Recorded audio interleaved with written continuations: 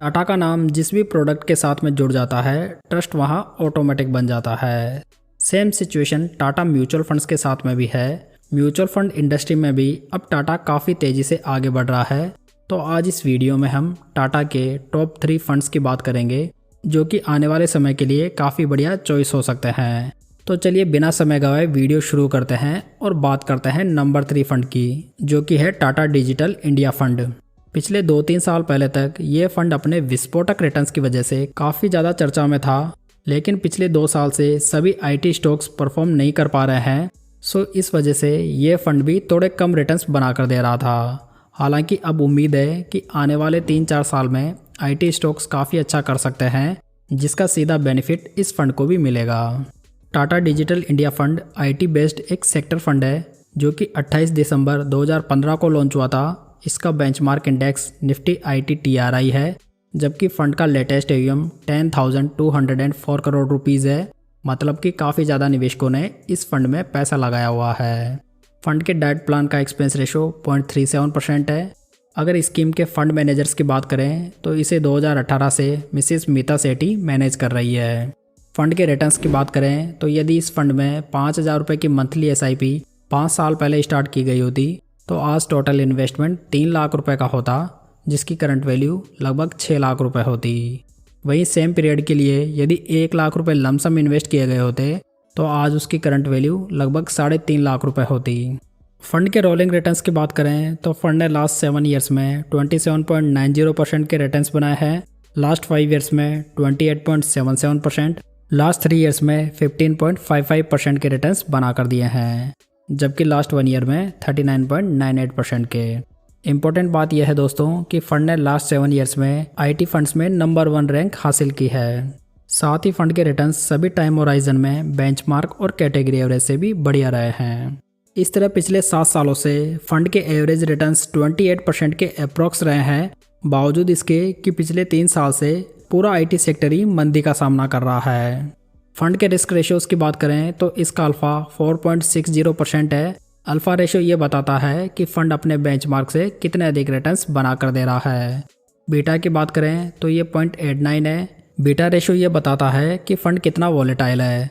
तो यहाँ पर फंड का बीटा कैटेगरी एवरेज से काफ़ी ज़्यादा है, मतलब कि फंड काफ़ी ज़्यादा वॉलेटाइल है। शार्प रेशियो देखें तो ये 0.64 है। शार्प रेशियो ये बताता है कि फंड कितने रिस्क एडजस्टेड रिटर्न्स बना कर दे रहा है।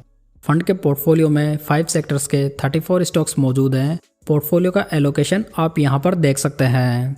इस आईटी फंड में 100 रुपये से SIP और 5,000 रुपये से लमसम शुरू किया जा सकता है।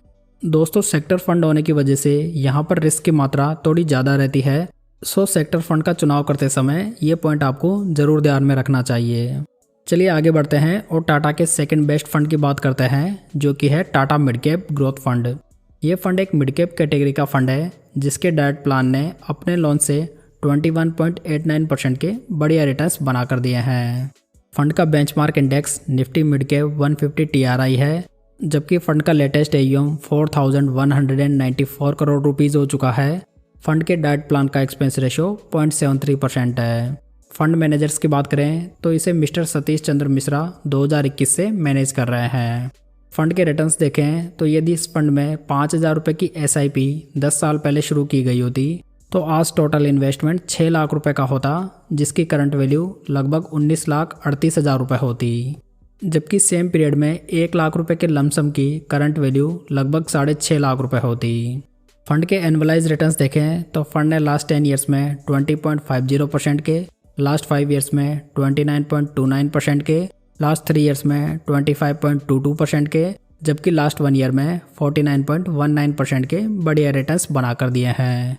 इस तरह आप देख सकते हैं कि फंड पिछले 10 सालों से मोर देन 20% के रिटर्न्स बना कर दे रहा है, जो कि अच्छे रिटर्न्स माने जा सकते हैं।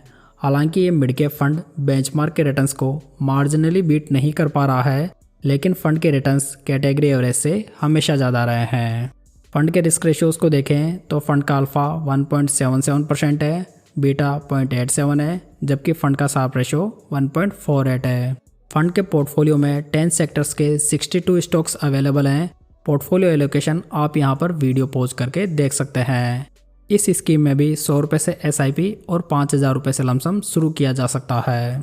दोस्तों यदि आप म्यूचुअल फंड्स, स्टॉक्स या आईपीओ में इन्वेस्ट करने के लिए बेस्ट डीमैट अकाउंट ओपन करना चाहते हैं तो आपको इंडिया के बेस्ट ब्रोकर्स का लिंक नीचे डिस्क्रिप्शन बॉक्स में मिल जाएगा, जहां से फ्री में आप अपना इन्वेस्टमेंट अकाउंट ओपन कर सकते हैं।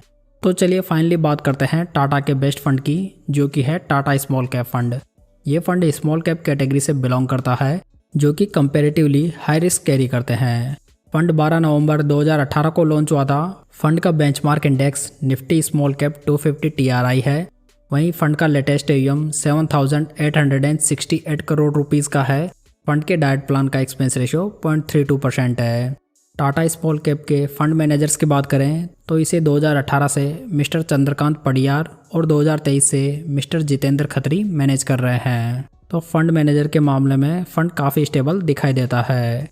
अगर फंड के रिटर्न्स को देखें तो यदि इस फंड में 5,000 रुपये की मंथली SIP 5 साल पहले शुरू की गई होती तो आज टोटल इन्वेस्टमेंट 3 लाख रुपए का होता, जिसकी मैच्योरिटी वैल्यू 7,59,000 रुपये होती। वहीं सेम पीरियड के लिए यदि 1 लाख रुपए लमसम इन्वेस्ट किए गए होते तो आज उसकी करंट वैल्यू 4,57,000 रुपये होती।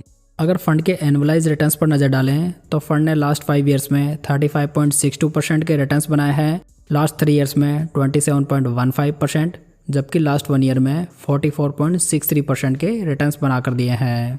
यहाँ पर आप देख सकते हैं कि फंड ने सभी टाइम होराइजन में अपने बेंचमार्क और कैटेगरी एवरेज के रिटर्न्स को बीट किया है। कुल मिलाकर फंड जब से लॉन्च हुआ है तब से बढ़िया रिटर्न्स बनाकर दे रहा है। फंड के रिस्क रेशियोज पर नज़र डालें तो फंड का अल्फा 7.19% है, जो कि काफ़ी आउटस्टैंडिंग अल्फा माना जा सकता है। फंड का बीटा 0.69 है, यानी कि फंड स्मॉल कैप होने के बावजूद भी काफ़ी कम वॉलेटाइल है। वहीं फंड का शार्प रेशो 1.53 है। फंड के पोर्टफोलियो में 9 सेक्टर्स के 51 स्टॉक्स मौजूद हैं, जिसका कि एसेट एलोकेशन आप यहां पर देख सकते हैं। इस स्मॉल कैप फंड में भी 100 रुपये से SIP और 5,000 रुपये से लमसम शुरू किया जा सकता है। तो दोस्तों जो निवेशक एक स्मॉल कैप फंड की तलाश में है उनके लिए ये फंड एक बढ़िया चॉइस हो सकता है। तो उम्मीद है दोस्तों बेस्ट टाटा म्यूचुअल फंड्स की ये जानकारी आपको अच्छी लगी होगी। इस वीडियो को लाइक, कमेंट और शेयर जरूर कीजिएगा, साथ ही इस चैनल को सब्सक्राइब जरूर कर लीजिएगा। तो चलिए दोस्तों फिर मिलते हैं किसी नई जानकारी के साथ।